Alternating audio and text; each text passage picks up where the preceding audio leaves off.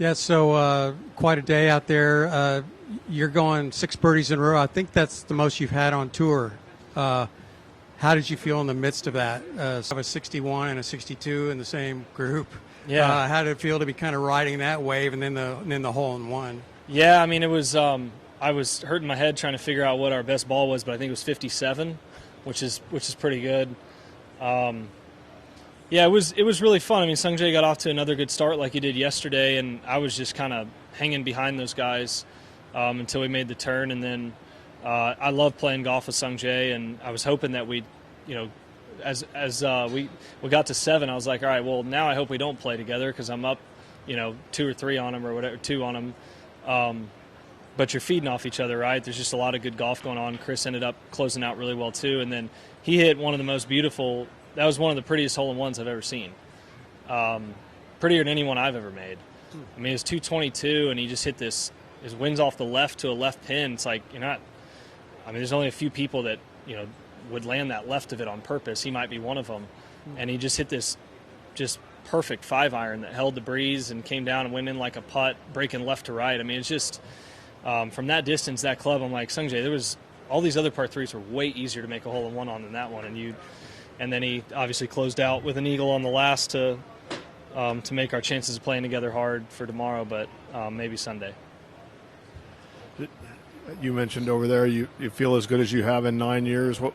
Why is that? Is it physically you feel like you're finally coming around? Is it kind of everything? It's physically and my mechanics. I mean, I got pretty off for a long time, and I've been trying to build it back, and then I'd compensate and do what worked, and then I finally, this last off season, said no more compensating because to be consistent, I've got to get it back to a certain place, and it's been work from then to try to get there. But it's all in mechanics and health. And kind of, going off like you did with those 6 in a row, how much more special is it to do something like that here when you're really on a roll and it's kind of one of your favorite places to be?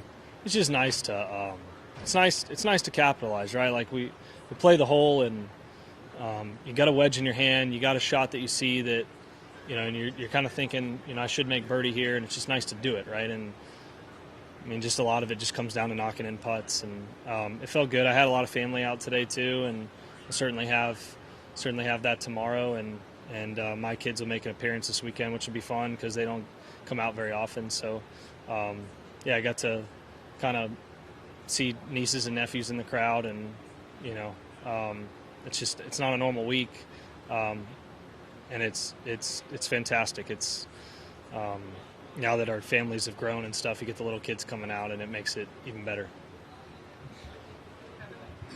Jordan, of all of the facets of your game, what were you most in command of today, and why was that right for this day and this tournament? Yeah, I was putting today. I mean, I've been driving the ball the best of my life, and I drove it horribly today, like really badly. And but putting was, to go to your actual question, putting was the best.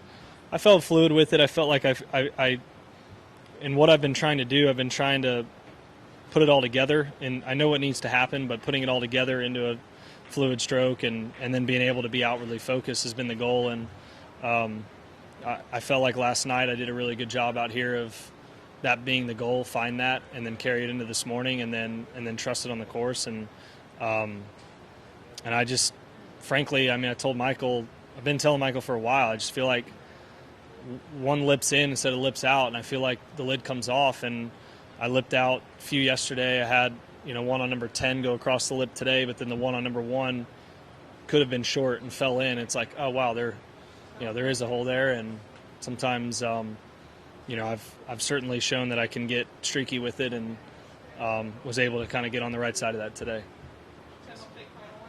Have you had a chance to get out here since the renovation, and what are your thoughts on the golf course after seeing it? I played the front 9 in the Pro-Am, and I looked at a couple greens on the back 9, and frankly, it showed yesterday. I was actually pretty upset last night that I didn't do more on Monday or Tuesday. I didn't come out here at all. 4th week in a row and 13th out of 16. But with a new golf course, if you're going to play the tournament, you got to get prepared. And I legitimately feel like I lost a couple shots yesterday on the back 9 because I didn't come out here and see it.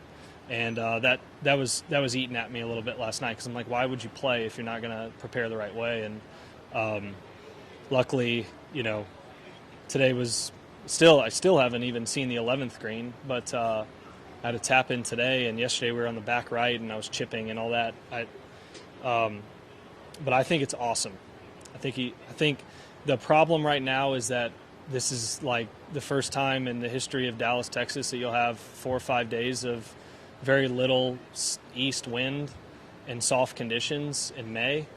And if you get your normal, what we had on Monday out here, that's how it's designed. And I think it would show that it's significantly harder, but also fair.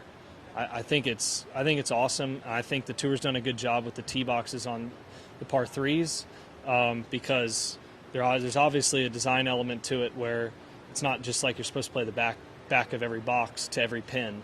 And so far they've done a good job of creating some some fun spots, and it looks like maybe number 3 could be drivable tomorrow or something like that. So there might be some unique stuff that we haven't been able to see here.